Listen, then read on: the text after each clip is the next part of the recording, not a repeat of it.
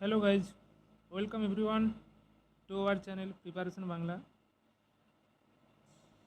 আজকের ক্লাসটি একটি টপিক ওয়াইজ ক্লাস। আজকের টপিক হচ্ছে ভারতের জাতীয় কংগ্রেসের অধিবেশন ও গুরুত্বপূর্ণ কিছু কমিশন সম্পর্কে, এবং সমস্ত কম্পিটিটিভ পরীক্ষাতে এই টপিকটি অত্যন্ত গুরুত্বপূর্ণ একটি টপিক। প্রায় সমস্ত এক্সামেই আমরা দেখি এক দুটো কোশ্চেন এই টপিক থেকে অবশ্যই আসে। আজকের ক্লাসে আমরা 40টি অত্যন্ত গুরুত্বপূর্ণ এবং প্রিভিয়াস ইয়ার কোশ্চেন থেকে নেওয়া আমরা 40টি কোশ্চেন আলোচনা করছি, এবং আশা করি এর বাইরে কোনো কম্পিটিটিভ এক্সামে আসা উচিত নয় বা আসবে না আশা করি। তাই 40টি কোশ্চেন তোমরা মন দিয়ে করো। তাহলে শুরু করা যাক। প্রথম প্রশ্ন, ভারতীয় জাতীয় কংগ্রেসের প্রথম অধিবেশন কবে হয়? Option A 1875, option B 1885, option C 1890, option D 1905। এটা আশা করি সবাই জানো। সঠিক উত্তর অপশান বি, 1885 সালে জাতীয় কংগ্রেসের প্রথম অধিবেশন হয়। দ্বিতীয় প্রশ্ন, কংগ্রেসের প্রথম অধিবেশন কোথায় অনুষ্ঠিত হয়েছিল? এটা আশা করি সবাই জানো, তাই আর সময় নষ্ট করছি না। Correct option option C, Mumbai. পরের প্রশ্ন, কংগ্রেসের প্রথম অধিবেশনে সভাপতিত্ব করেছিলেন কে? সঠিক উত্তর অপশান সি। এখানে একটু টাইপিং মিস্টেক আছে, তাহলে সঠিক উত্তর হয়ে যাবে WC ব্যানার্জির নেতৃত্বে প্রথম অধিবেশন হয়েছিল, উমেশচন্দ্র ব্যানার্জি। পরের প্রশ্ন, A.O. হিউম কংগ্রেসের প্রতিষ্ঠায় কী ভূমিকা পালন করেছিলেন? হিউম অত্যন্ত একটি গুরুত্বপূর্ণ চরিত্র ছিল কংগ্রেস প্রতিষ্ঠার ক্ষেত্রে। তাহলে এখানে সঠিক উত্তর অপশান সি, প্রতিষ্ঠাতা ছিলেন। হিউমের নেতৃত্বে কংগ্রেস প্রতিষ্ঠা হয়েছিল। নেক্সট প্রশ্ন, 1906 সালে কংগ্রেসের অধিবেশনে স্বরাজের দাবি প্রথম কোথায় উত্থাপিত হয়েছিল? Option A Surat, option B Benares, option C Kolkata, option D Lahore. সঠিক উত্তর অপশান সি, কলকাতা। পরের প্রশ্ন, 1907 সালের সুরাট অধিবেশন কিসের জন্য বিখ্যাত? অপশান এ স্বাধীনতা ঘোষণা, অপশান বি দল ভাঙা, অপশান সি গান্ধীজির আগমন, অপশান ডি ভারত ছাড়ো আন্দোলন। সঠিক উত্তর দল ভাঙা। 1907 সালে নরমপন্থী ও চরমপন্থীতে কংগ্রেসের বিভাজন ঘটেছিল, তাই 1907 সালে সুরাট অধিবেশন এর জন্য বিখ্যাত। পরের প্রশ্ন, সুরাট বিভাজন কবে হয়েছিল? এটা আগের কোশ্চেনের পরিপ্রেক্ষিতেই তোমরা বলে দিবে, 1907 সালে হয়েছিল। তাহলে কারেক্ট অপশান অপশান সি, 1907 সালে সুরাট বিভাজন হয়েছিল। পরের প্রশ্ন, 1929 সালের লাহোর অধিবেশনে কি গুরুত্বপূর্ণ সিদ্ধান্ত নেওয়া হয়েছিল?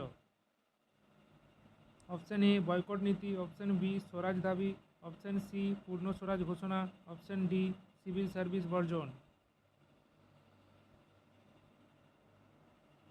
সঠিক উত্তর অপশান সি, পূর্ণ স্বরাজ ঘোষণা।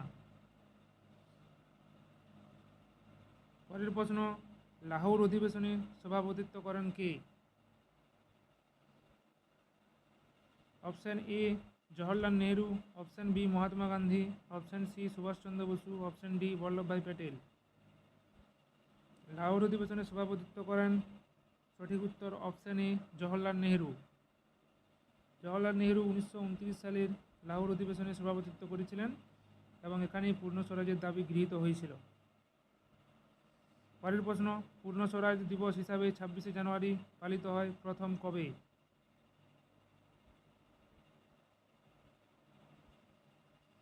সঠিক উত্তর অপশান এ 1930। 1930 সালে স্বাধীনতা দিবস হিসাবে পালন করা হয় পূর্ণ স্বরাজ দিবস।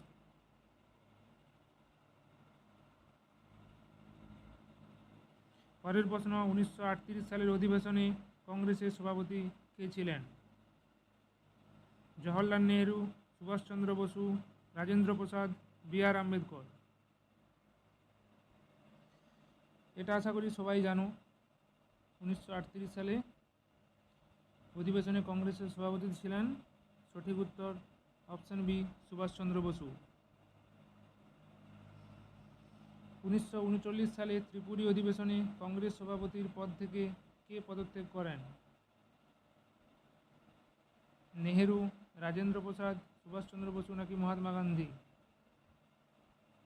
সঠিক উত্তর অপশান সি, সুভাষচন্দ্র বসু। সুভাষচন্দ্র বসু 1938 এবং 1939 যথাক্রমে হরিপুরা ও ত্রিপুরীতে তিনি সভাপতিত্ব করেছিলেন। এই দুটি অধিবেশনেই সুভাষচন্দ্র বসুর নেতৃত্বে হয়েছিল, এটা সবাই মনে রাখবে। পরের প্রশ্ন, ত্রিপুরী অধিবেশন কবে হয়? ত্রিপুরী অধিবেশন কবে হয়? 1936, 1938, 1939, 1940। এটা একটু আগেই বললাম, অপশান সি, 1939 সালে ত্রিপুরী অধিবেশন হয়েছিল সুভাষচন্দ্র বসুর নেতৃত্বে। সুভাষচন্দ্র বসু পদত্যাগ করেছিলেন। পদত্যাগের পরে ডক্টর রাজেন্দ্র প্রসাদকে প্রেসিডেন্টের পদ গ্রহণ করেছিলেন তার পদত্যাগের জন্য। এটা মনে রাখবে সবাই। পরের প্রশ্ন, অবিভক্ত বাংলায় কংগ্রেসের প্রথম অধিবেশন কোথায় হয়েছিল? ঢাকা, কলকাতা, চট্টগ্রাম নাকি কুমিল্লা? সঠিক উত্তর অপশান বি, কলকাতা। কলকাতাতে প্রথম অবিভক্ত বাংলায় কংগ্রেসের প্রথম অধিবেশন হয়েছিল। পরের প্রশ্ন, গান্ধী আরউইন চুক্তি কোন অধিবেশনের পরে হয়? সুরাট, করাচি, লাহোর নাকি ত্রিপুরী? সঠিক উত্তর করাচি, অপশান বি, করাচি। করাচি অধিবেশনের পরেই হয়েছিল গান্ধী আরউইন চুক্তি। পরের প্রশ্ন, করাচি অধিবেশন কবে হয়? 1929, 1930, 1931 নাকি 1932? সঠিক উত্তর অপশান সি, 1931। করাচি অধিবেশন হয় 1931 সালে।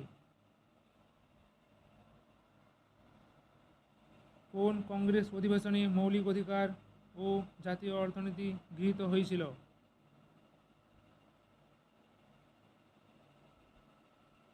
করাচি, ত্রিপুরী, লাহোর নাকি মাদ্রাজ? সঠিক উত্তর অপশান এ, করাচি। করাচি অধিবেশনে মৌলিক অধিকার ও জাতীয় অর্থনীতি গৃহীত হয়েছিল। করাচি অধিবেশন হয় 1931 সালে সর্দার বল্লভভাই প্যাটেলের নেতৃত্বে পরাজিত হয়েছিল। এখানে গান্ধী আরউইন প্যাক্টের অনুমোদন, মৌলিক অধিকার ও জাতীয় অর্থনৈতিক কর্মসূচি পাস হয়েছিল। এই পয়েন্টটা সবাই মনে রাখবে। পরের প্রশ্ন, 1942 সালে কোন কংগ্রেস অধিবেশনে ভারত ছাড়ো আন্দোলন আহ্বান করা হয়েছিল? 1942 সালে কোন কংগ্রেস অধিবেশনে ভারত ছাড়ো আন্দোলন আহ্বান করা হয়েছিল? বম্বে, এলাহাবাদ, দিল্লি নাকি কলকাতা? তাহলে এখানে সঠিক উত্তর হয়ে যাবে বম্বে। পরের প্রশ্ন, 1946 সালে কংগ্রেসের সভাপতি কে ছিলেন? 1946 সালে কংগ্রেসের সভাপতি কে ছিলেন?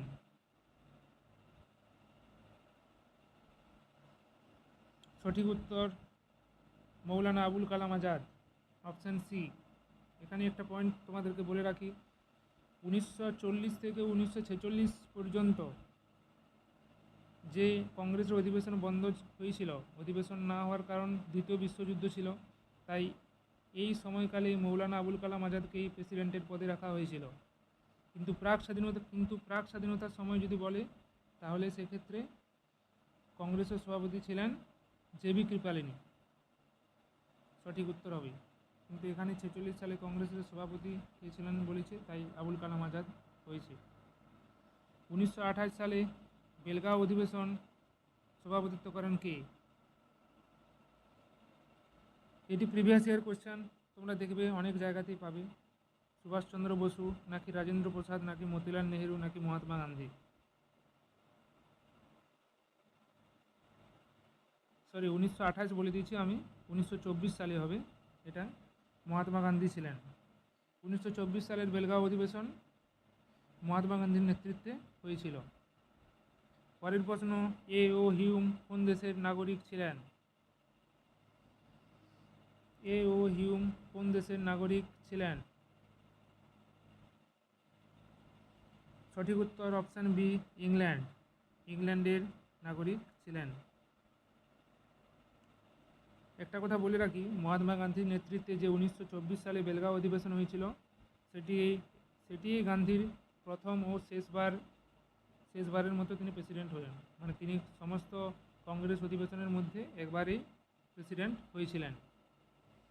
পরের প্রশ্ন, 1916 সালের লখনৌ অধিবেশনে কংগ্রেস ও কোন দলের মধ্যে চুক্তি হয়েছিল? এখানে সঠিক উত্তর অপশান সি, মুসলিম লীগ। তাহলে 1916 সালে লখনৌ অধিবেশনে কে প্রেসিডেন্ট ছিলেন? প্রেসিডেন্ট ছিলেন এ.সি. মজুমদার। এ.সি. মজুমদার। এবং এখানে লখনৌ চুক্তি হয়েছিল মুসলিম লীগের সঙ্গে কংগ্রেসের। এই পয়েন্টটি সবাই মনে রাখবে। লখনৌ চুক্তি কার উদ্যোগে হয়েছিল? মতিলাল নেহেরু, মহাত্মা গান্ধী, বি.জি. তিলক নাকি সুভাষচন্দ্র বসু? সঠিক উত্তর অপশান সি, বালগঙ্গাধর তিলক। বি.জি. তিলক। পরের প্রশ্ন, কংগ্রেসের কোন অধিবেশনে গান্ধীজি প্রথম সত্যাগ্রহ নীতি তুলে ধরেন?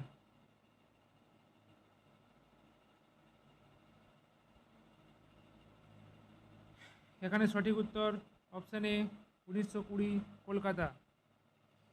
তাহলে 1920 কলকাতা অধিবেশনে প্রথম গান্ধী নীতি গৃহীত হয়েছিল এবং এখানে তিনি প্রথম সত্যাগ্রহ নীতি তুলে ধরেছিলেন। এবং এই অধিবেশনে সভাপতিত্ব করেছিলেন লালা লাজপত রায়।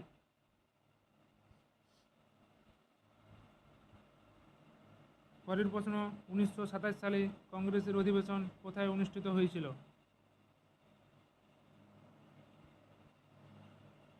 তাহলে এখানে সঠিক উত্তর option A, Madras. Option A, Madras 1927 সালে কংগ্রেসের অধিবেশনে অনুষ্ঠিত হয়। পরের প্রশ্ন, 1927 সালের মাদ্রাজ অধিবেশনে কী প্রস্তাব গৃহীত হয়? পূর্ণ স্বরাজ নাকি অসহযোগ আন্দোলন নাকি ভারতকে স্বাধীন রাষ্ট্র ঘোষণা করা নাকি সাইমন কমিশন বর্জনের প্রস্তাব? সঠিক উত্তর অপশান ডি, সাইমন কমিশন বর্জনের প্রস্তাব। তাহলে 1927 সালের মাদ্রাজ অধিবেশন সভাপতিত্ব করেছিলেন এম.এ. আনসারি। এম.এ. আনসারি। 1947 সালের পরে কংগ্রেসের প্রথম সভাপতি কে হন? সঠিক উত্তর অপশান বি, রাজেন্দ্র প্রসাদ।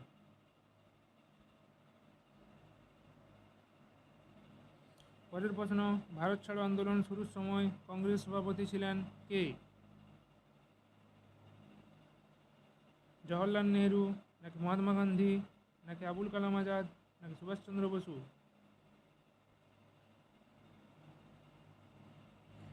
সঠিক উত্তর অপশান সি, আবুল কালাম আজাদ। আমি আগেই পয়েন্টটা তোমাদেরকে বলে রেখেছি যে 1940-এর পর থেকে 1946 সাল পর্যন্ত কংগ্রেসের সভাপতি রাখা হয়েছিল আবুল কালাম আজাদকে। আর এই সময়ে 1942 সালে ভারত ছাড়ো আন্দোলন হয়, তাই এই সময় সভাপতি ছিলেন আবুল কালাম আজাদ। পরের প্রশ্ন, 1930 সালের নমক সত্যাগ্রহ পূর্বে কংগ্রেসের কোন অধিবেশন হয়েছিল? করাচি, লাহোর, নাগপুর নাকি মাদ্রাজ? সঠিক উত্তর লাহোর। Option B, Lahore. পরের প্রশ্ন, কংগ্রেস প্রতিষ্ঠাকালে কতজন প্রতিনিধি অংশগ্রহণ করেছিলেন?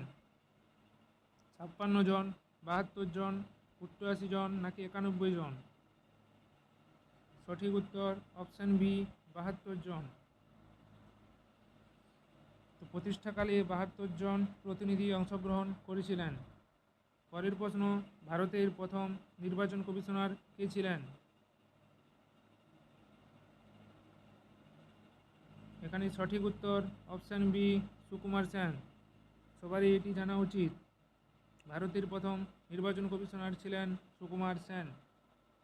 পরের প্রশ্ন, রাষ্ট্রভাষা নির্ধারণের জন্য গঠিত কমিশনের নাম কী ছিল? নেহেরু কমিশন, ভাষা কমিশন, ধার কমিশন নাকি কাকার কমিশন? সঠিক উত্তর অপশান সি, ধার কমিশন। পরের প্রশ্ন, ভারতের পরিকল্পনা কমিশন গঠিত হয় কবে?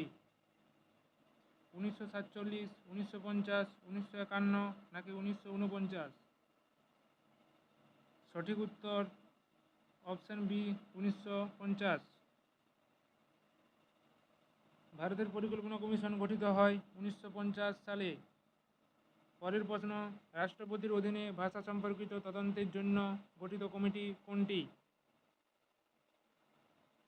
কাকার commission, Dhar commission, K M Munshi committee নাকি রাজা কমিটি? অপশান এ, কাকার কমিশন। পরের প্রশ্ন, রাষ্ট্রপতি কর্তৃক গঠিত প্রথম আইন কমিশনের চেয়ারম্যান ছিলেন কে? এম সি সেতলবাদ, বি আর আম্বেদকর, কে এম মুন্সি নাকি জাস্টিস শাহ? সঠিক উত্তর এম সি সেতলবাদ। পরের প্রশ্ন, নবনির্মিত রাজ্য পুনর্গঠন সংক্রান্ত রিপোর্ট প্রদান করে কোন কমিশন?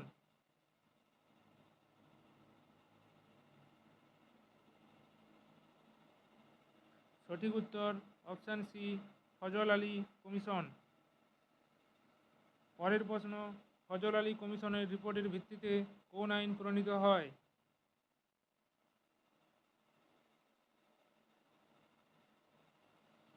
ফজল আলী কমিশনের রিপোর্টের ভিত্তিতে কোন আইন প্রণীত হয়? সঠিক উত্তর অপশান বি, রাজ্য পুনর্গঠন আইন 1956।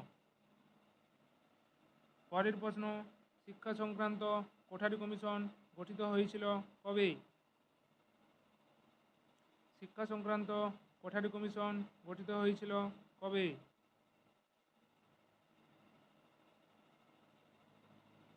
সঠিক উত্তর অপশান সি, 1964। পরের প্রশ্ন, কোঠারি কমিশনের মূল সুপারিশ কী ছিল? কোঠারি কমিশনের মূল সুপারিশ কী ছিল? সঠিক উত্তর অপশান এ, 10+2+3 শিক্ষা ব্যবস্থা। পরের প্রশ্ন, নীতি আয়োগ গঠিত হয় কবে? নীতি আয়োগ গঠিত হয় কবে? 2012, 2014, 2015 নাকি 2017? সঠিক উত্তর অপশান সি, 2015 সালে।